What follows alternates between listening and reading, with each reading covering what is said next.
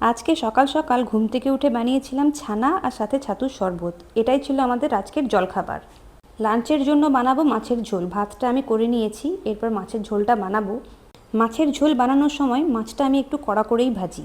আর এরপর সিম্পল বাঙালি বাড়িতে যেরকম পেঁয়াজ আদা দিয়ে ঝোল করা হয় ঠিক সেরকমই ঝোল বানালাম, তবে এর টেস্টটা দারুণ হয়। এরপর একটু স্নান করে পুজো করে খেতে বসে পড়লাম। খাবারে ছিল আলু সেদ্ধ, একটু ঘি করলা ভাজা আর একটু মাছের ঝোল। ঝোলটা একটু পাতলার জায়গায় একটু গাঢ় হয়ে গেছিলো, কিন্তু টেস্টটা খুব ভালো হয়েছিল। যে কোনো ঝোলের সাথে দেখবে আলু মাখিয়ে খেতে ভীষণ ভালো লাগে। আর মাছটাও খুব ফ্রেশ ছিল, তাই খেতেও বেশ ভালোই হয়েছিল। আর আমি একটার জায়গায় দুটো মাছকে সেদিন খেয়েছিলাম। শিবু বলল ও খাবে না। এরপর দুপুর দিকে একটু গিটারটা নিয়ে বসলাম, নতুন করে শিখছি। অনেক দিনের শখ ছিল গিটার শিখবো। যাই হোক, যখন শিখে যাব তোমাদের একদিন শোনাবো। রাত্রেবেলায় বানিয়েছিলাম কাবলি চানার ঘুগনি ছোট ছোট চিকেনের টুকরো দিয়ে। আজকে এই পর্যন্তই, দেখা হবে পরের ভ্লগে।